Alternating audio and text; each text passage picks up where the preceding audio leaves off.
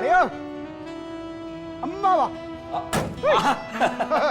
വണ്ടി വന്നാ വണ്ടി രാജാവല്ലേ ആള് കേട്ടോ. എന്താ സുഖം ഓടിക്കാനൊക്കെ? കുഴപ്പമില്ലല്ലോടാ. നല്ല സ്ട്രോങ്ങാ. എവിടെ വണ്ടി വേണ്ട വണ്ടിയാണെങ്കിൽ പൈസ കൊടുത്തത്. സത്യം പറഞ്ഞാൽ അവിടെ നിന്ന് ഇതുവരെ ഓടിച്ചിട്ട് ഇതിന് ഇറങ്ങാൻ തോന്നുന്നില്ല. എന്തൊരു സുഖം ഓടിക്കാൻ. നമ്മളെ വലിയ ബസ് ഓടിച്ച പോലെ ഇരിക്കുന്നു. ഹോൾവോ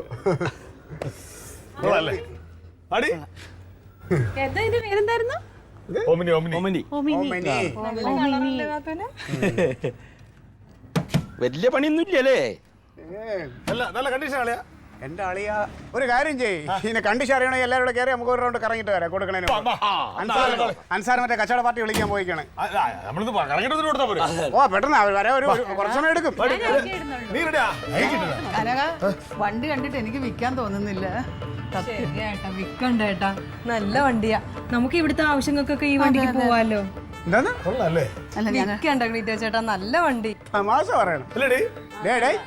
ഇതൊരു ആളുമായിട്ട് വാക്ക് പറഞ്ഞ് ഉറപ്പിച്ച് വെച്ചേക്കണതാണ്. അവരിപ്പോ വരും കാശുമായിട്ട്. എന്ത് വാക്കാളിയാ? നമ്മൾ ടോക്കൺ അഡ്വാൻസ് മേടിച്ചിട്ടില്ല.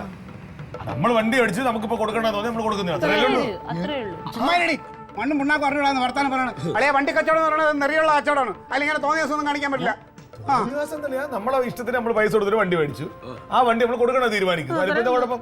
നമ്മളെ ഇഷ്ടത്തിനെന്ന് പറഞ്ഞാൽ നീ എന്താണ് പറയണത്? ഞാൻ നിന്റെ 25,000 രൂപ കടം മേടിച്ചിട്ട് അതിലൊരു വണ്ടി എടുത്ത്, അത്രേ ഉള്ളൂ.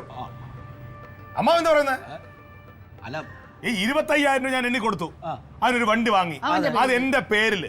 ഇനി ഞാനത് കൊടുക്കണം ഞാൻ തീരുമാനിച്ചു, അത്രേ ഉള്ളൂ. അപ്പൊ 25,000 രൂപയാണല്ലോ നിന്റെ പ്രശ്നം. തങ്കം, മറ്റേ 20,000 രൂപ എടുത്തോണ്ടോ?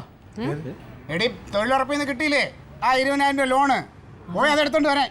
അതപ്പൊ തന്നെ ഞാൻ കൊടുത്തില്ലേ? കൊടുത്താ? നിന്റെ കയ്യിലൊക്കെ പൈസ വന്നാൽ സൂക്ഷിച്ചു വെക്കാൻ. അപ്പൊ എടുത്ത് ചെലവാക്കി മേടിച്ച കടം കൊടുത്തു തീർത്തതാ ഞാൻ, അല്ലാതെ എന്റെ